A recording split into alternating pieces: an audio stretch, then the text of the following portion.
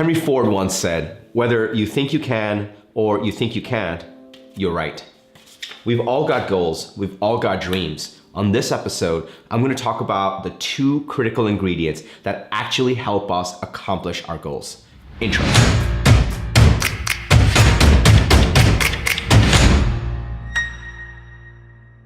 What's up, everybody? I'm TK, and you are watching another Unstoppable Sunday.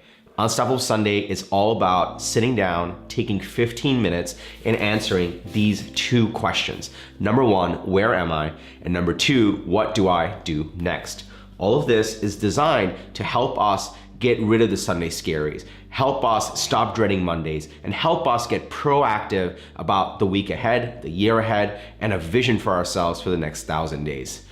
If you are new to the channel, welcome. Be sure to hit the subscribe button. We do a video like this every Sunday where we talk about how to become more proactive in your life. And if you're back, thanks for joining us again. Be sure to hit the like button. We are on a mission this year to help 1,000 people be more proactive in their lives. So every single time you hit the like button, it spreads to more people, and that allows us to impact more people like you. On today's episode, I want to talk about the 2 ingredients that I've discovered that actually help you accomplish your goals. Ever since I was a little kid, I'm talking like 3rd grade, I would write down goals for myself. And by the way, my best friends make fun of me for it even today.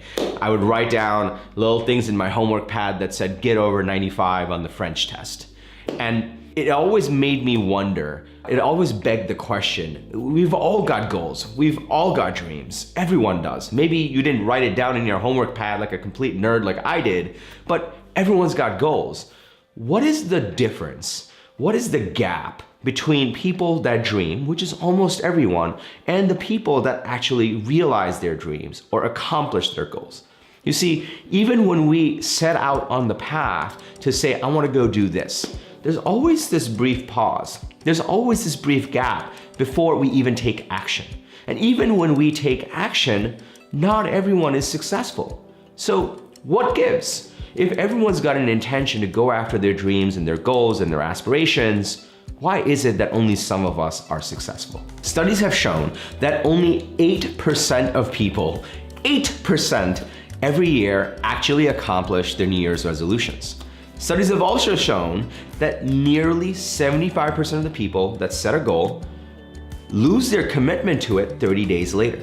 Within 30 days, they just drop off. They give up on their goals, they don't stay committed, they don't take action, they just move on. It's insane. And so it begs the question, if we want it so bad, why don't we go after it? What is it that the group of successful people have that the others don't? Now, some might say, oh, you know what, that person that became a really talented musician or really successful entrepreneur, they were just born with it. I don't think that's quite it. They might also say they had a lot of luck. Yeah, you need a little bit of luck to accomplish anything, but is that all there is to it? And some might say, well, you just need to do a lot of hard work. Guess what? There are so many people that worked really hard, but didn't accomplish their goals. Hard work, luck, a little bit of genetics, all of those things are part of the equation to success, but I don't think it's the most critical thing, which brings us to my favorite quote. Whether you think you can or you think you can't, you're right. There's 2 critical things that actually makes a difference between the people that are the dreamers and the people that actually realize that dream, between the dabblers and the doers, between the people that want to be something and the people that actually get there, between that moment when you say, I want X, and you actually take action. In my experience, in my own life, with my friends, the 2 things that really sets apart those who dream versus those who mobilize on their dreams is belief and discipline. If you've been following this channel for a while, you've probably seen belief and discipline quite a bit. My mantra in life is belief and discipline makes you unstoppable. So let's talk about belief first. Ever since 1886, professional mid-distance runners had been trying to actually go and accomplish a 4-minute mile. A 4-minute mile meaning in 4 minutes, they were able to actually run a full mile. So the way it turned out is from 1886 to 1954, no one was actually able to run a 4-minute mile. In fact, scientists said not only is it impossible, you probably shouldn't try it because it might actually damage the human body. Until on a cold day in 1954 in Oxford, a guy named Roger Bannister ran the 4-minute mile. So 1886 to 1954, no one could do it, even though tons of athletes were trying for it. And then finally, Roger Bannister just goes ahead and pulls it off. It gets better than that. Within 2 months of that, Roger Bannister runs another race with another person named John Landy. And this time around, just 2 months later, they crush the 4-minute barrier again. Both of them do. So now all of a sudden you have 2 people that broke the 4-minute barrier. Within a year, 4 more people ran the 4-minute mile and crushed that goal in the same race. And if you look at the past quarter century, nearly 1,300 people have actually run the 4-minute mile. So think about that for a second. From 1886 to 1954, no one could do it. Thought impossible, maybe damaging. One person does it. Roger Bannister does it in 1954. And within the next 50 years, over 1,300 people pulled off the 4-minute mile. What changed? Roger Bannister didn't accelerate human evolution. It's not like the rules of physics changed after 1954. The one thing that changed is belief. Roger Bannister believed in his mind that he could break the 4-minute mile, and he studied it, and he looked at all the mechanics around it. He figured out the right wind conditions that were needed. He figured out the right type of shoes that were needed. He figured out the right type of training that was needed. And he had the belief to go after the 4-minute mile. Even more importantly, right after, with his own belief, he accomplished the 4-minute mile, tons of other people followed suit. Because they looked at Roger Bannister and said, well, if he can do it, then I should be able to do it. That belief that Roger Bannister created for himself allowed him to actually run that 4-minute mile. Because he believed that he could actually do it, he pursued it. And as soon as one person did it, a bunch of other athletes said, well, if he can do it, I can do it. And they accomplished it. They all got the belief right off of him actually realizing it. You see, hard work, discipline, planning, being proactive, following through, creating a project plan, all of those things are essential to actually accomplishing your dreams, but none of those things will actually work if you don't start with true belief in the goals that you're going after. And so often, we actually say we want to do something, but we don't really believe that we can do it. We don't really believe in ourselves. We don't even believe it's possible. We don't even believe it's for us. Sometimes people don't even believe we deserve it. And so we set our goals, we don't take any action, we don't get any belief, and we may do some work, we may do some things, but we don't come from that place where we have true belief that we can go accomplish it.